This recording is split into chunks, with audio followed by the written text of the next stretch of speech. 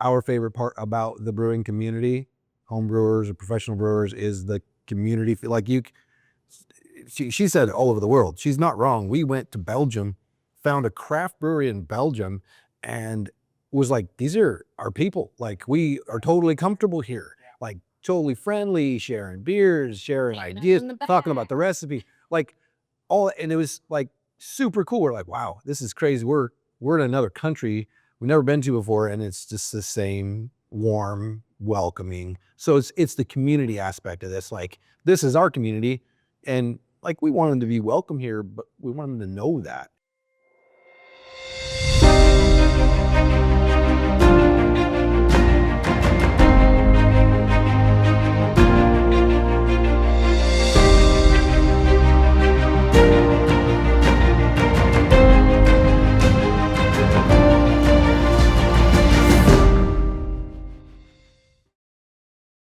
What's going on, guys? Welcome back to Tales, Ales, and Trails. This week on the podcast, we are featuring Woody's Brewing Company. We've got owners Bart and Ami and head brewer Kurt at the table with us for a discussion about all things Woody's beer. We talk about the transition of Bart and Ami taking over operations of the brewery. We talk about the process and the philosophy behind the beer that they're brewing today. We talk about what it means to be a good steward in the Reading community and why they feel so strongly about supporting so many initiatives throughout the community. And we talk about the food, because if you've heard me and Kyle talk about Woody's before, you know that we absolutely love the food at Woody's. We love the beer, but we also love the food, and we had to pick their brain about that menu, about what kind of tweaks they may have made since they've taken over, and really the importance of completing that experience with the beer and the food and the atmosphere and the community that surrounds Woody's. Don't forget to follow us on Instagram, on TikTok, on YouTube, on X. We're putting out content all the time. For now, please enjoy this episode with Bart, Ami, and Kurt of Woody's Brewing. Cheers. Well, guys, thank you so much for having us on this beautiful Saturday. Weather couldn't be better. I want to first ask you guys, before we got into things, how are you? How are you doing? How are things going? We're good. It's the start of the season starting to pick up, you know. Like you said, weather's beautiful. We'll savor this, you know, for the next 3 days or whatever until it gets to 100 degrees. Yeah. Feels like that sometimes, but no, yeah, we're doing well. Well, sweet guys, I have so much I want to ask you about today, and I'm sure we're going to get into a ton of beer, a ton of, you know, the background of Woody's and all of that. I think we need to start by talking about each of you in your backgrounds and kind of how you guys got to here, right? I know Bart and Ami, you guys are longtime Reading, I think lifelong Reading folks. I am. High school sweethearts. Yep. Kurt, I don't know as much about your background, but if you guys want to just tell us a little bit about yourselves, where you're from, how you guys all came to be, how you guys met, we can kind of go from there. It's always a chore trying to decide how far back to go, where to start. All the way at the beginning. I mean, I started as a home brewer. Ami actually got me my first kit, you know, Mr. Beer. Yeah. Mr. Beer. So I made up beer. I didn't even know you could make beer at home, you know, and it didn't turn out very well. But you know, that kind of was what started me on my journey of, like, I wanted to know why it didn't go well. What did I do wrong? What could I improve on? Because obviously there are people that are making beer that are good. And so anyway, that I fell down the rabbit hole, and I may still be falling. I'm not sure. But you know, joined the local homebrew club, met a lot of good brewers there and good people, and some of them really helped me to become a better brewer, challenged me, and then I got a little, like, part-time professional brewing gig at a little tiny brew pub, California Brewing Company, that's no longer in business, and brewed there for 2-3 years, and then we started Final Draft. So, and I was there doing brewing operations for 4 years, and then we decided it was time to kind of move on. Right. And took about 3.5, 4 year hiatus. We were actually trying to start our own brewery from scratch. We were going to call Whiskey Town Brewing Company. Yeah. And then financially, we just couldn't make that happen. And we were probably on the verge of giving up, actually, when the opportunity to buy Woody's came up. And we'd been friends with the previous owners for some time through the homebrew club, and mostly through the homebrew club, and got to know them. So they reached out to me and said, "Hey, are you interested?" And I said, well, at that point, honestly, I wasn't sure if I was interested. And we had to talk about it. So we kind of, did our due diligence and came back and said, yeah, let's see if we can make this happen. So for my part, as far as Kurt's concerned, I recognized very early on, because of my experience at Final Draft, that I wasn't going to be able to run this place and brew, even though that's what I wanted to do. I was just like, I'm not going to be able to do that effectively. And knowing Kurt, even just the small amount that I did, I knew he was an excellent brewer. And so we decided to keep him on and just, maybe hopefully trying to give him a little more leash and let him just do more things he wants to do. So that's the short story, short version. Yeah. Anything to add? No, not really. I mean, I've been along for the ride. That's about it. I mean, I've been raising 4 kids while we've been doing all this. Yeah. We homeschooled them all. I had a lot of part-time gigs. I was a fitness instructor. I had a cake business on the side. That's the beer. We had a salon care business. I've done the books for all of that forever. I like cooking, so I do a lot of recipes. I like to help develop recipes. I haven't really done that as much here because we have such a great brewer, but Well, yeah, but eating in the kitchen, she's super helpful in the kitchen for stuff like that too. So And you guys just celebrated a pretty big anniversary. Yeah, 27 years married yesterday. And 30 years together. We're high school sweethearts. And That was awesome. 2 of our kids are also married high school sweethearts, been together for over a decade. So, just trying to plug toward our dreams and make this happen. And yeah, I mean, it's kind of, oh, go ahead. next. That's it. Okay. My family's originally from Southern California, so we moved here in '95. So I went to middle school, high school here in Redding.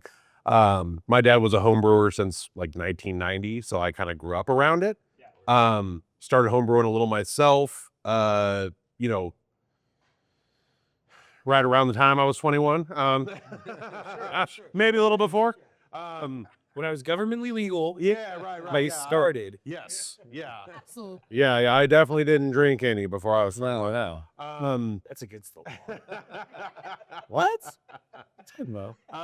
And then I went into the army, and they won't let you brew in the barracks, which is, a bummer. So I had to take a little pause there.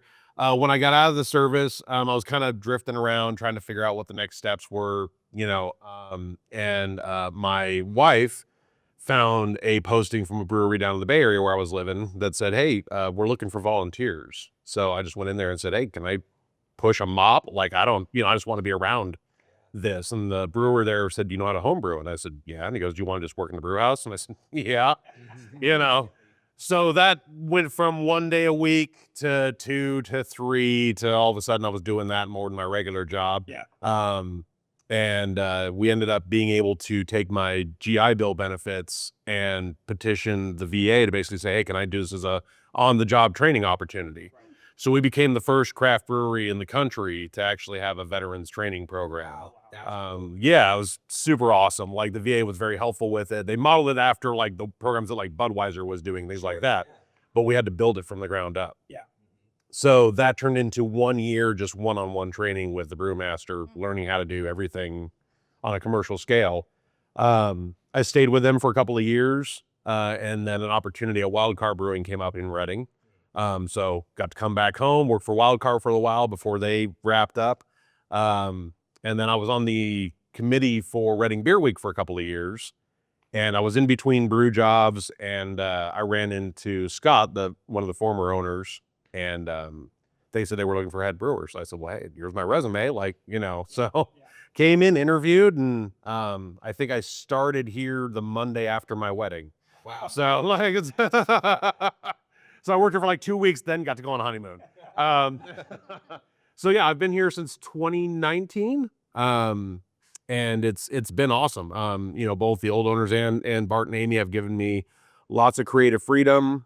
They've given me flexibility to, update some of our beers and improve process techniques and come up with new ideas. And it's been really great. They've even given me the flexibility I teach part-time at Shasta College, where I teach beer making. Wow. And we get to use the brewery as our practical lab, so it's been really great. Yeah. So I really love doing it, and I really love working in a place like this where they give me that flexibility. Yeah, absolutely. I went to the wrong college. Dang it. Before we go any further, I feel like we gotta talk about what's sitting in front of us.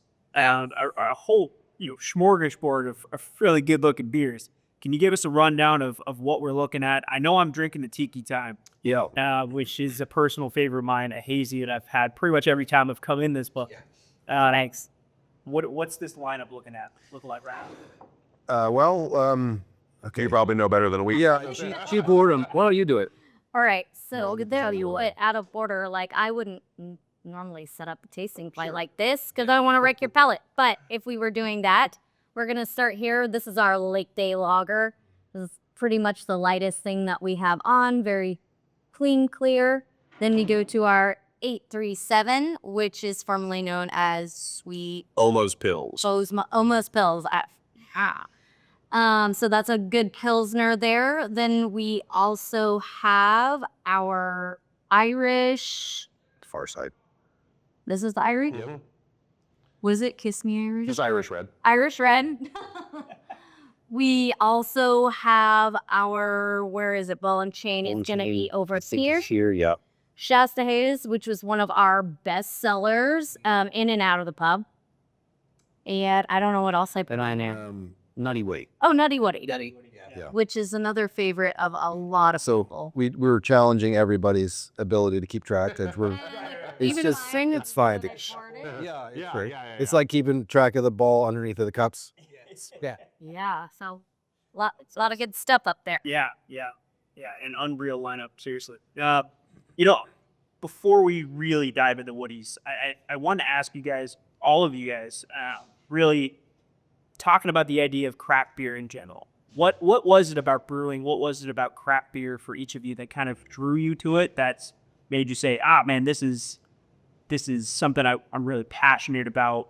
Is there something specific about craft brewing that kind of drew you guys in? I heard somebody say early on that, and I've found this to pretty much be true. One of the things that drew me to the industry in general, craft brewing is about 99% asshole free. Yeah. And that's about it. And I've found that to pretty much be true. It's not completely devoid of assholes, but for the most part, there's not a lot. There's a lot of collaboration. There's a lot of helping each other out. Local breweries that have tossed can lids our way when we're like, we're supposed to do a canning run tomorrow, and we forgot to order lids, or we're low, or whatever happened. Little things like that. And they're very willing to help us out. So, that kind of collaboration and sort of trying to bring everybody up is one of the things that drew me to the industry. Yeah. Whether it's in home brewing or professional brewing, almost everybody is pretty cool. Yeah. I agree. The culture is definitely what drew me to it. Walking into a brewery anywhere around the world, we've all traveled internationally, and it's just different than walking into a regular restaurant or a winery. I mean, that's a cool experience, but the culture when you walk into any brewery, as you guys well know, it's just, friendly, it's welcoming. There's not a lot of pretense. There's no pretension there. And we love that because that's who we are. Yeah, we're just we're Joe Schmoes, yeah, we can dress up and get fancy and go to a restaurant, but I think we'd just rather go in our t-shirt and jeans, enjoy some great craft beers, which the craft beer industry has changed a lot. I mean, just even in the last 5 years, much less from the 90s, like your dad, to now. You know, you just used to be able to have beer and people would show up, and it isn't like that anymore. You got to have an edge, and but it's still the craft beer culture is such a great culture to be in and be a part of. I'm really proud to be a part of it. It's crazy even from our point of view in Chico, every time we go into some of our favorites down home, it really is like the community first trick. Like you said about breweries like helping each other out and everything. Yeah, like most sweat off our back. Like it's almost like we're all playing for the same team. Yeah. Absolutely. That's incredible. And like he said, like the asshole part of, very few of them, but they tend to get weeded out by people that do really care and want to stick together. The through line that we've seen with everybody we've talked to, you guys included, no one's getting into this industry to strike it rich. Right. People are getting into it because they care about this. They want to make something that they're passionate about, and they want other folks to be able to try and experience it. And I think there's something really special about that kind of cultivates some really awesome people. Because you don't get into this to make a quick buck. You get into this because you're passionate about brewing. You want people to be able to try the good stuff that you're making. You want to share it with others. And I think there's something special about that. Or even like Green, like what you said in the beginning, like when you start home brewing and you take a peek down the rabbit hole and you end up just falling face first into it. That's more or less like a lot of like a popular answer of a lot of brewers, because it's something that you just get encapsulated in, enamored with. Yeah. I mean, I've shared with Kurt and some of the team here, like I didn't used to have real lofty goals. When I first got into beer, it was just like, oh, you can make beer at home? Cool. Oh, wait, you can actually make good beer at home too. How do you do that? And like trying to figure that out. But then getting into the industry, and it's like, in Reading, we're a very small craft community, because like, what is there, 3 breweries here? That's it. So, but I don't want to just be like, I have a competitive nature to me too. I think that's probably fairly common in the industry too. Like, we want to make the best beer, not just the best beer in Reading. We want to make the best beer, like, we want to be competitive with those regionally. I'm also not, I think he and I are in agreement that we don't like the term brewmaster. It just sort of makes it sound like you've learned it all already, which is like, we know is not true. There's always new things that are coming about that you didn't know about or can get better at. And so, like, I don't want to say I want to make the best beer, because that makes it sound like, hey, I'd beaten everybody, but I want to be competitive with the best. That's what we want. So that's what we're striving for. And so anyway, I don't think you got to answer yet. Yeah. Oh, just, I guess, I mean, first off, to piggyback off of what everybody here said is the collaborative nature of craft beer. Just, I've been very lucky to have a lot of very strong mentors early in my career and even now, that I can reach out to and hey, like, what would you do about this? Or I'm running into this problem. What do you think? Or, and it's really cool, to be able to just reach out to those people and know that it's not, I say a lot of the time, like, it is a competition. We want to win, but we want to win on an equal playing field. Right. You know what I mean? Like, I don't want to win because I didn't have, someone else didn't have access to information or ingredients, or I want to win because we helped you get that access and we still beat you. Yeah. Yes. That's right. But also for me, craft beer has this wonderful balance of creativity and technical skill. And I have said many times, I'm not the most creative, but I will dial in that technical part as hard as I can for as long as I can. So, like, I'm lucky, like Bart he's a very good, like, creative brewer. And he's technical too, but he has that creative part that I just don't have. So, he'll come to me with an idea and I'll work on the technical side of it as hard as I can. And we end up coming up with beers that are great. So yeah, because if he comes back to me and says, hey, come up with a new beer, I'm always like, IPA? you know, but they'll be like, well, what about an IPA with this, and this? I'm like, all right, let me noodle on that for a while and I'll come back to you with an idea, you know? And so it's good to have that extra balance. But yeah, for me, like just being able to have that, a job where I can draw on both of those fields is great. Yeah. So. I love that. Bart, you gave us a really good kind of rundown at the top of this podcast about essentially how we got to here. I wanted to dive into the prospect of taking over Woody's a little bit more. And we talked a little bit about this before we started recording, but there's got to be a lot of considerations when you're taking over something like Woody's, something that's been around for 10 years at this point, that was established in the area. People expect a certain thing from Woody's. But at the other end of it, it's, hey, we're coming in, we're taking over something that is already established. We have a really good foundation to work off of. What was kind of the thought process that you guys had going into saying, all right, we're going to do this, we're going to take over Woody's? I'm sure there was a ton of thought that had to go into it. Well, yes. And then rethinking once we got here, kind of thing. Yes, I agree. It was extremely challenging because our previous experience was starting something from scratch. So we get to do whatever we wanted within reason that people would buy. But that was not the way that this experience was. And we knew that was going to be the case. Right. Probably we thought we were going to be able to do more sooner. But in reality, this is not, this brewery, even though they're both breweries, this one is not the same by any stretch. We have distribution accounts, which is new to me. And so figuring out that we can't just come in here and just brew whatever we wanted and let beers fall off because we got accounts that are counting on certain things and they've been around for 10 years and, you know, all these things. It's like, I had to kind of pull back on the reins a little bit. Like, there's things I want to do. If I could just do whatever I wanted, I would do things, but like, I can't do whatever I want. I had to take care of my customers too. And we have, you know, regulars in the pub too that are expecting certain things. Yeah. And I didn't want to drive anybody away. I wasn't, it was hard trying to figure out, like, we were not coming in here to blow everything up and start over. If we were, we just change the name, start over, right? But we don't want to do that. I wasn't the goal. And so I think more is an evolution of thought and analysis, and it took a lot longer than I thought it was going to.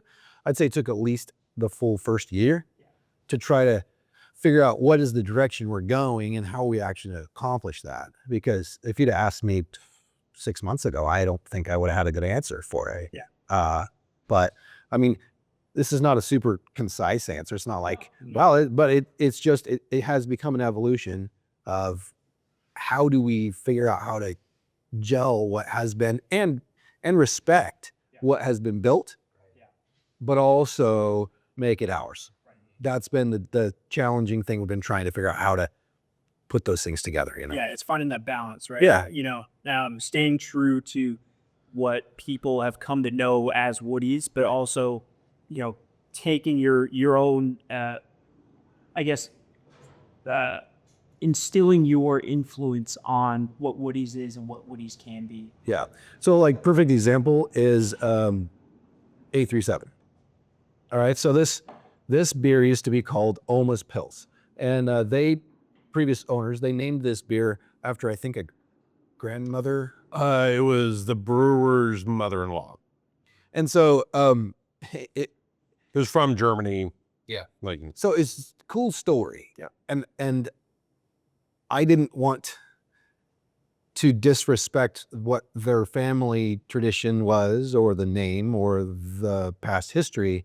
But it felt awkward for me to have that name on a beer that I'm making, because I don't have any connection to that any longer.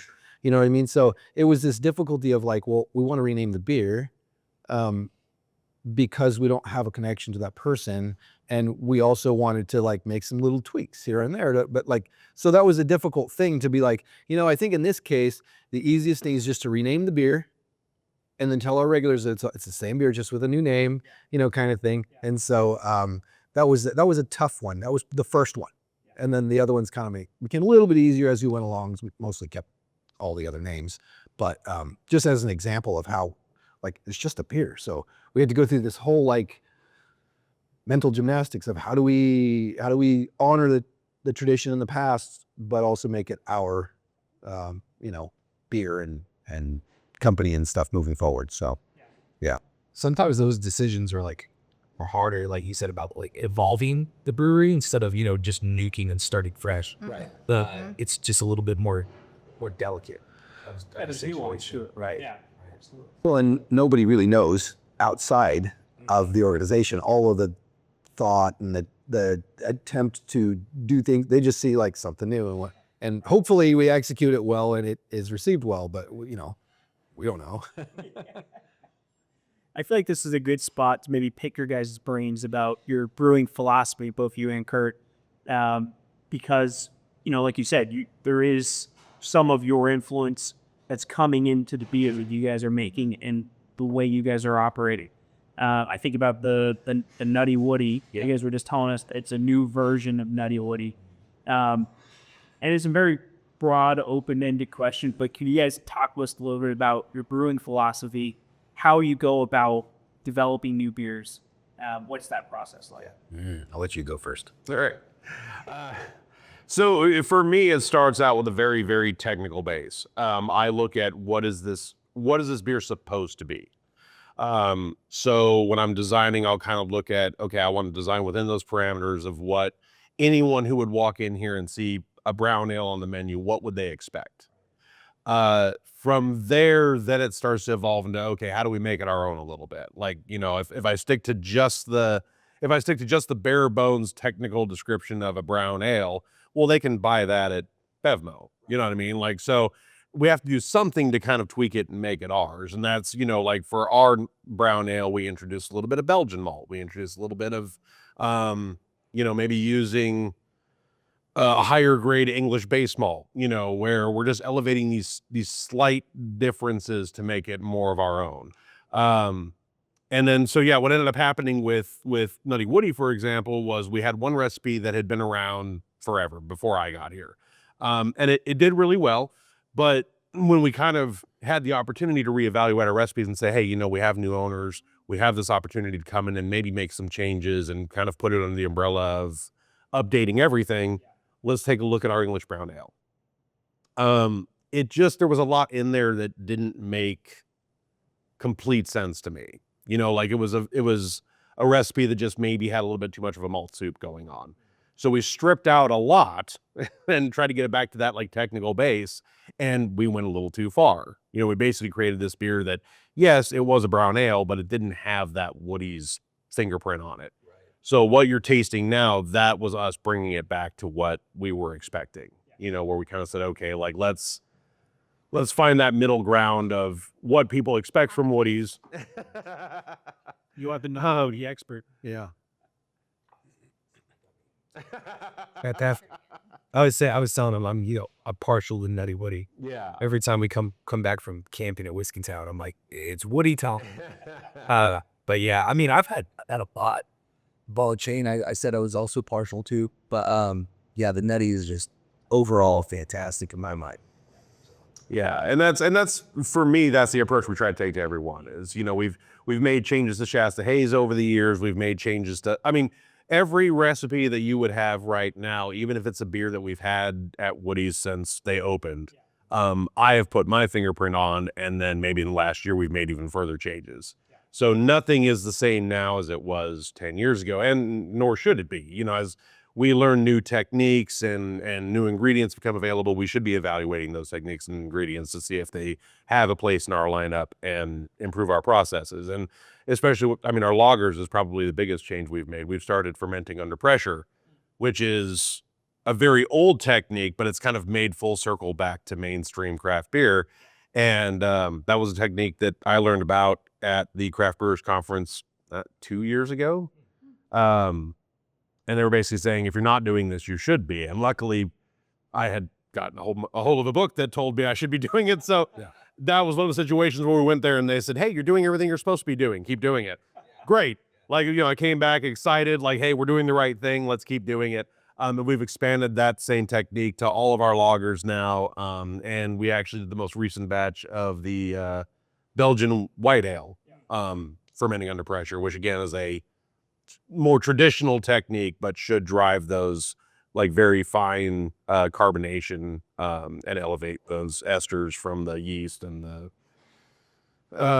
orange peel and the coriander. So just driving a more expressive experience when people taste it. So the one of the things that I've learned just from Nick and I doing this pod is, just the brewing aspect of it's a combination of science and art.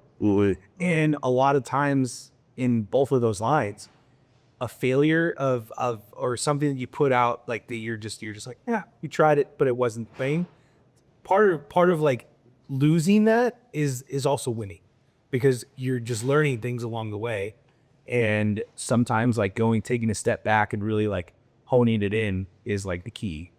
And you just, coming out with a good product that you're proud of is just the most amazing feeling, Absolutely. I mean, I've told every assistant I've ever had, failure is the best teacher. Unfortunately, like I can tell you everything that you need to do, but until you mess up, like you're not going to learn as well as you could.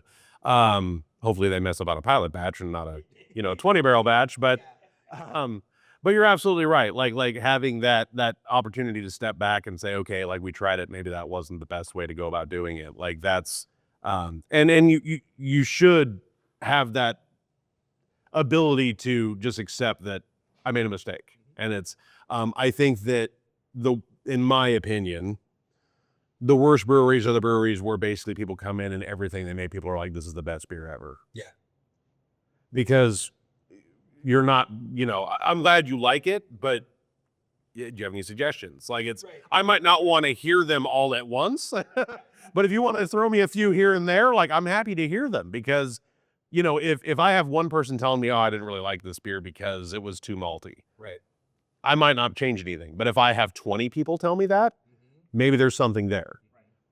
So when I was a home brewer, I used to ask people, hey, give me 2 things you don't like about this. Oh, right. Because if I felt good enough to share it with you, clearly I think it's okay. But I need negative feedback to grow. So, that's what Bart and I have talked about this. Homebrew clubs in the Bay Area are brutal. Homebrew clubs in the Bay Area are not afraid to tell you what they don't like. And I think that's great. Like, I think that's, again, that raw feedback of people have nothing to lose by telling you what they don't like is kind of awesome in a way. Like it hurts, but take that information and grow. That also goes back to the competitive nature too. It's like, if there's not a bar being raised, I didn't hit the pinnacle, did I? Right. There's no way. Well, and I think that, going back to the whole thing, like not all home brewers are competitive like that. Some of them are just like, I just make beer for me and it's fine. Like, okay, great. Well then don't ask for feedback. That's fine. Yeah. But like there are others like he and myself that we're looking for feedback. So I tended to gravitate towards the brewers who would willingly give me feedback, and especially the ones whose beer I really admired their whatever it was. Maybe it's a specific style they're really good at, and I want to get better at that. Or maybe it's certain very technical aspects or whatever. It's kind of funny because our approaches to brewing beers are very similar, but we start from different places. So when I want a new recipe, I'll go back historically, and I want to see what that beer started as and sort of like where it is now. And so what is it historically, what is it supposed to be? And then what is the modern style now, and how has that changed? So then how do I get there? And then of course I do whatever I want to make in mine. But yeah, it's interesting. I would agree that I probably approach things from a more creative standpoint. yeah, so I think he's been really good for my journey too. Yeah. To just approach it from a slightly different perspective, and yeah, I'm looking forward to what we can do in the future. And I have zero technical. I'm all creative, so I just like to create recipes and make them do it. Well, actually, so you make it sound like you don't have anything to offer, but that's not No, I really don't. true. So Amy has the best palate of anybody I've ever met. So she can taste things in beers that I simply laugh. She can describe it, and I'm like, nope, I don't get it. It's because I can smell everything. Yeah. It's a curse and a blessing. She's also brutal. I am very brutal. I don't care if you give me free beer. I'll tear it apart. She's not like the home brewer that's like, oh yeah, that's good, or give you some kind of she'll taste and oh. Okay, but that's not helpful, honey. Yeah. Give me something that I can use. He's not wrong. He's not wrong. Oh man, that's awesome. I love it. I love it. I wanted to ask you guys, as you have been going through this evolution and trying to find the balance of, maintaining what Woody's was, but turning it into what it's going to be. What's the reception been like from the community? The people come in here, the regulars, how have they, what's the reception been like from folks in this community? I would say that the reception has evolved as well. Yeah. So just like any brewery that's been around for a while, there are loyal regulars. There are people who will never come here again because they've just made a decision. Maybe they came once and didn't like something or other or whatever. And then there's the casual people that'll come with friends or once in a while or whatever, right? So I'm going to speak on the regulars because I see them most often. Sure. There was some very curious caution. Who's this guy? We don't know him. What's he going to do? How's he going to change my favorite place kind of thing? I definitely got a lot of that, and especially in the beginning. And I really made an effort to try to let everybody that I could know that, like, I'm not here to blow this thing up, but I'm not the previous owners. So, like, if you think nothing's going to change, you're naive. But I'm not going to blow the whole thing up either. So I think that over time, I've won a lot of those regulars over to like being willing to just see what happens, and it's fine because they've enjoyed things. I haven't really, like I said, I haven't blown the place up. I haven't changed everything. I'm keeping a lot of things either the same or very similar, trying to make little small tweaks to sort of improve certain things that I think I can do. And that reception's been really good. And so that's just encouraged me to keep doing what we're doing. So I don't know if that's a great answer, but That's great. Yeah. I think it's important to keep in mind, like, you want to serve your regulars and people that are loyal. Shout out to the Mug Club. That's the cream of the crop as far as customers. Like you are, you don't want to, launch in with a bunch of different changes and make it very drastic at first. You want to slow roll little changes and get them used to rolling with the punch. Yeah, maybe if they don't like a certain change, if it's just here and there, they're like, hey man, you didn't mess with my favorite beer, so. well, we did one of those things. Yeah, probably the most controversial change we've had was taking away certain people's favorite beer. We had two hazies that were similar but different, and there were people that were like, this is my favorite beer, and we were trying to streamline the lineup from a distribution perspective, so we didn't have them cannibalizing each other's sales, and that was not super well received. But the intention was always to get one recipe that was closer to the two together, the best things about both, and it's taken us a little while to sort of get that thing back where we want it. Yeah. And that's Shasta Haze now. So feel like it's much closer to where we want it. Probably where we want it now. Yeah. Yeah. And I think sales have been stronger than before with it. So I think we landed where we needed to be. So if you loved Hazy Attitude and you didn't come back and try Shasta Haze. You'll love it. Well, those are the changes that kind of have to happen, right? Yeah, making it your own. It's like, how do we, grapple with what has been working, Yeah. what could work better? Yeah. Right. We're kind of talking about the community a little bit here, and I wanted to ask you guys a little bit about the concept of being good stewards of the community, good partners in the community. I know there's a lot of live music that happens here. I'm going to forget the name of the nonprofit that I saw in January that you guys were supporting. It's something about chicks. Oh, Chicks and Chaps. Chicks and Chaps. Yeah. I found it. Yes. Cancer awareness. Yeah, so they're a group of women that fall under the branch of the Reading Rodeo Auxiliary, the Women's Auxiliary. And they specifically basically give donations to women or family members that are, needing support, usually with breast cancer.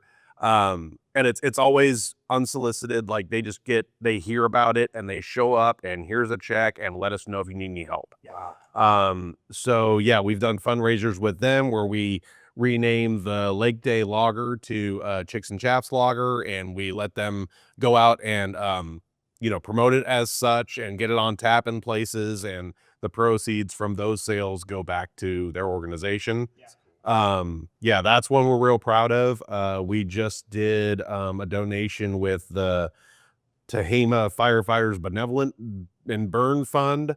I feel like we're always doing little things like that. Yeah, Vets Blend is one that I'm particularly proud of as a veteran. Like so we in the past we picked different veteran charities to work with and basically donate the proceeds to them. So we've done the Honor Wall in Anderson. We've done the Patriot Guard Riders, the guys that do the funeral escorts.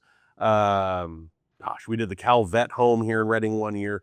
But what we've done going this year and going forward, which we're really excited about, so we actually partnered with the Shasta College Foundation and created a scholarship for veteran students. That's cool. So going forward, the funds from, the proceeds of that beer will go to fund this scholarship, which is really great. And the Shasta College Foundation basically helped Bart and I, who didn't know what to do, just handheld us through the whole thing and said, hey, you guys can set these parameters, this, that, and the other. And so it's been a lot of fun. But we were part of the We Love LA firefighter beer. We were part of the Shasta Strong years ago. We were part of the Hawaii wildfire fundraising efforts. Bird resilience way back in the day. Yeah. So, there's all these things that constantly come up. And I think that's a really fun thing about craft beer too, is that, it's not a lot of effort for us. We still get to put out a beer that people are going to like. And then we get to donate some of that money to a charity that, needs help. So it's always crazy to me when I don't see breweries do it. I'm like, this is kind of an easy thing for us to do. It's, our customers get something fun and we get to send money to someone who needs it. And it's stuff we're passionate about. Like the canine coming up. I forgot about that one. Yeah. I'm really excited. Yeah. So every year for the last, 5 years, we've partnered with the Communities for Police Canines here in Reading. So they, fund the canine program for Reading Police Department. And yeah.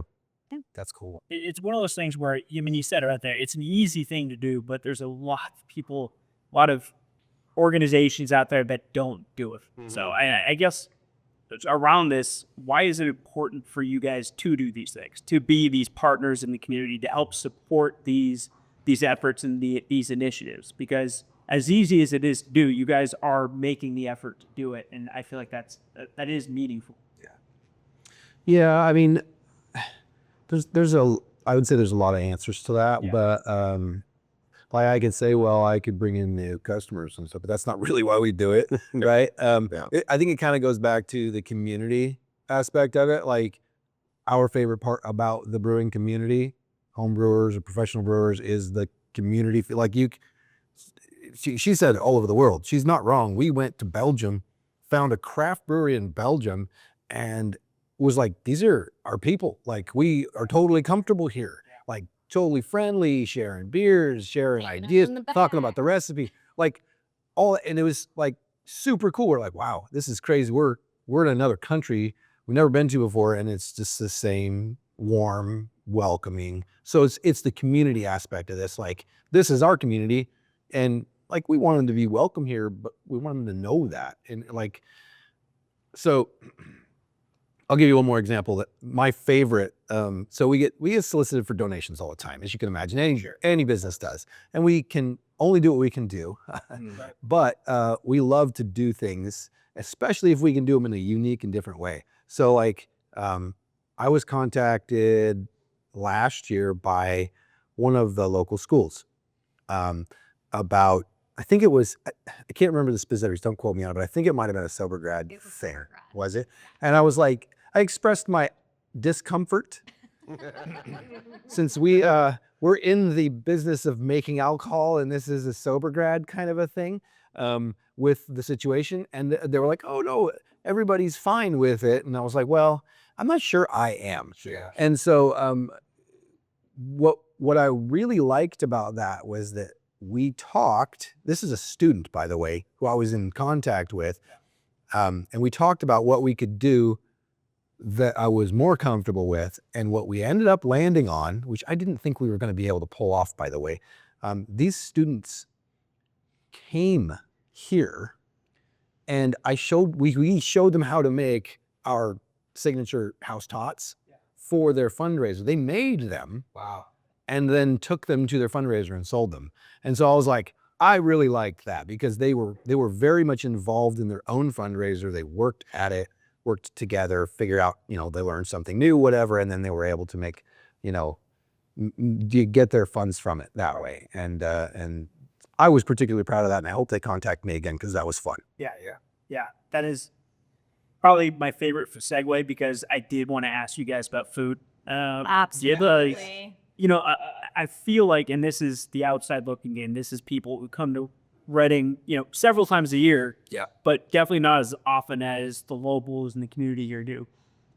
We've been enamored by the food here. Like, the beer is doing great every single time, but the food, I'm like, man, this is some of the better brewery food that I've ever had. I feel like it keeps getting better. Yeah. We're trying. So, with you guys taking over, did you guys have thoughts on the food, about where you want to take the direction of the food? Because I feel like that's weirdly an important part of what you guys do here. Yeah, it really is. And yes, there's thought to it for sure. It is. Sometimes I feel like we're trying to turn a Titanic a little bit at times, which sometimes it's the best approach, is slowly moving. But yeah, we are definitely, she's, like I said, she's got the best palate. Yeah. Of anybody I've ever met. So, when she says something, I usually give it a lot more credibility than most other people. But yeah, we've made some adjustments to try to sort of differentiate the menu a little bit. I think our desire is to have a menu that is somewhat diverse, so that no matter who you come here with, everybody has something that they can order and enjoy, regardless of what their tastes are or dietary restrictions potentially even. Yeah. There are some things we put on the menu intentionally because, hey, we weren't filling this need of somebody can't have X or Y or, whatever it is dietarily. And we're still working on that. We also don't want to, 3-page menu. So trying to keep it streamlined too is a challenge, but yeah, for sure. And then also, of course, all the other factors that come into play, like trying to keep it from getting really expensive and all those kinds of things. It's not super easy, but Let's just go to your grocery store and get groceries.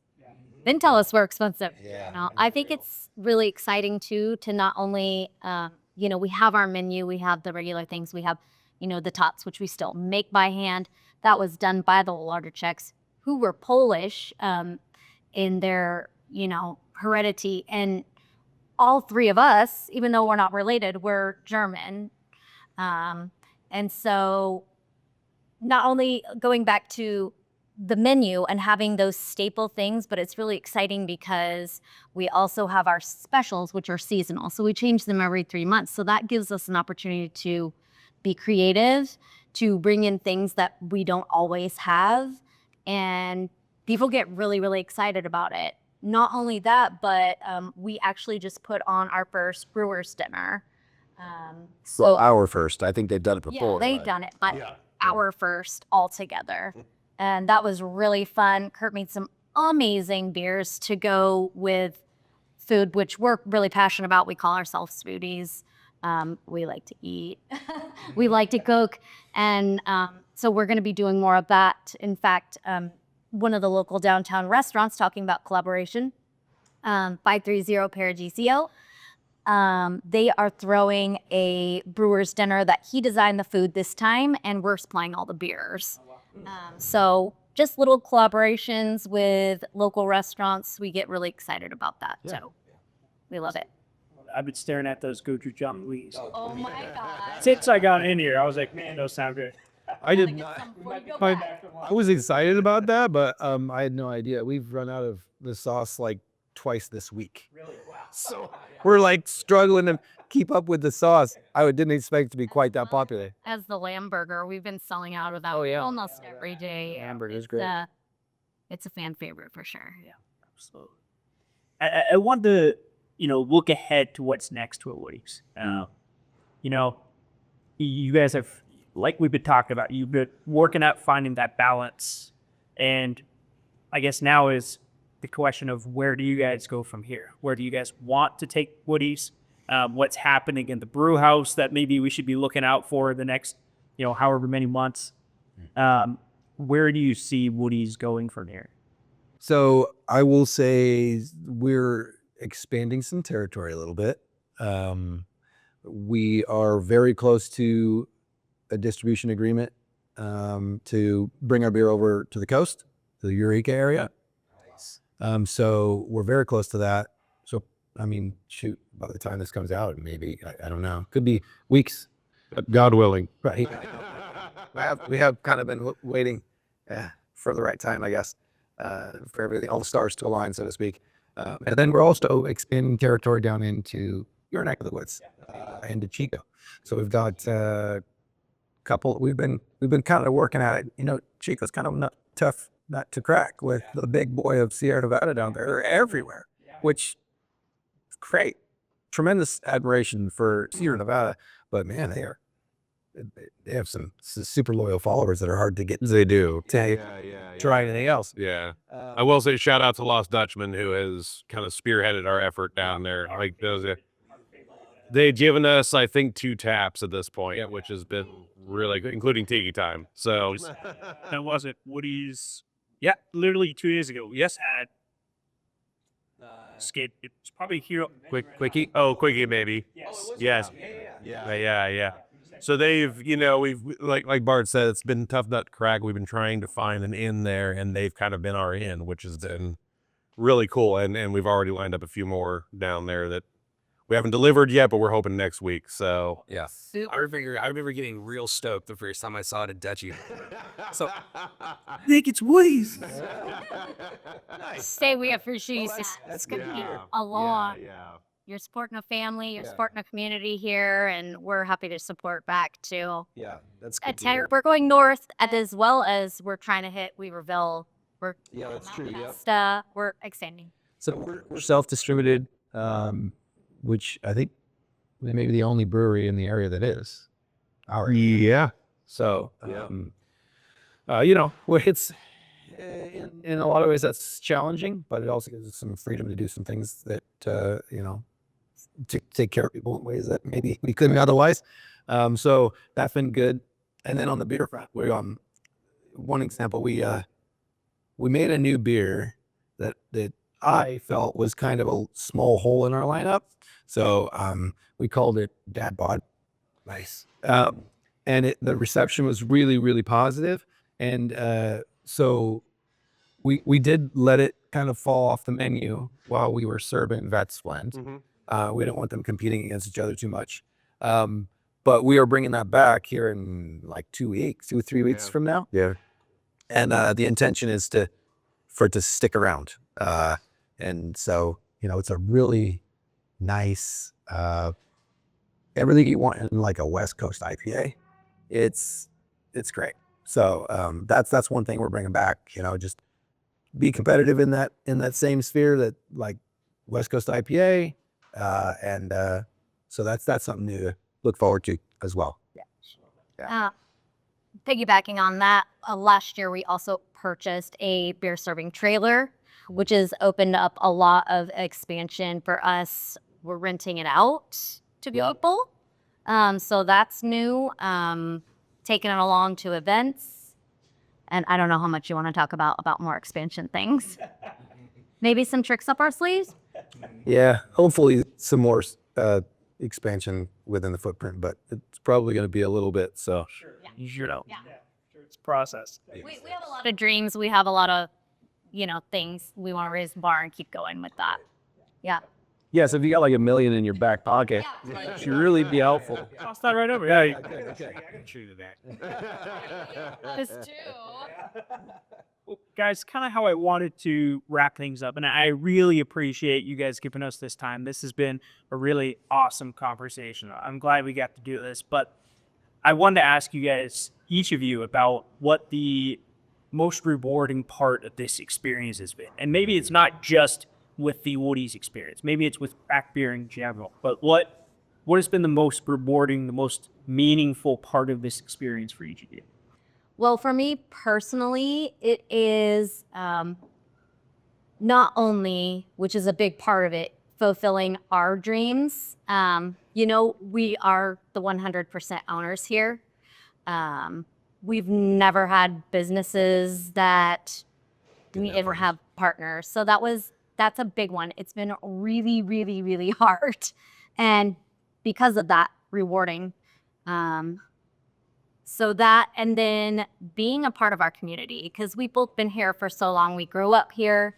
I mean, Kurt has too, but we've been here since we were little. And to be a big part of the community, to leave a legacy, and for our kids, has been probably my most rewarding. Yeah, I'll say for me, a big part of the really rewarding part of the experience has actually been supporting my family as well.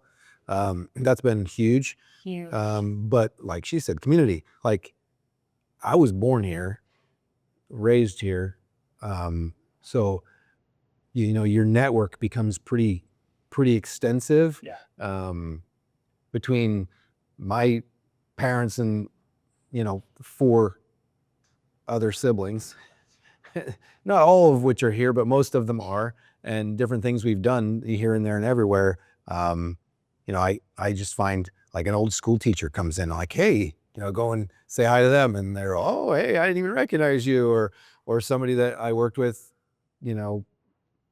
some other time years ago, or somebody that I was in high school with or whatever, like coming in and having that sort of coming back together of all the wide network of what we've sort of built over our 40 something years. Oh. And that's been pretty rewarding, and to see that the efforts that we've made to change things, but also like not too much kind of thing, and see people enjoying those things, right? And even mentioning that they're enjoying those things has been really rewarding. That's huge. It really helps out a lot. Okay. I think for me, just in a broader sense for craft beer, I've been doing this for 12, 13 years. And I've entered this phase in my career where I've become the mentor that I looked up to early in my career. And, I'm grateful to come in every day and make beer and kind of do what you love situation, but it's really cool for me to have past assistants of mine that work for Moxa Brewing down in Rockland, or Sierra Nevada in Chico, or to still have them call me and be like, hey, like, we're trying this thing, what do you think? Or like, hey, we just tried this new technique, we thought you'd like it, so to have that new part of my career where now I'm the guy that I'm talking to these people has been really fun for me. And then being able to teach out at the college and maybe inspire a new generation of brewers has been a lot of fun. So it's been great for me to have been doing this long enough to where my knowledge is now useful to other people. Yeah, I love that. Kind of a full circle moment. Definitely. Yes. Well, guys, thank you so much again. This has been absolutely fantastic. Before I let you go, anything else you want to plug Woody's wise? I don't know. I mean, normally I talk to club, but we're full. Yeah, we are. We are full. Yeah.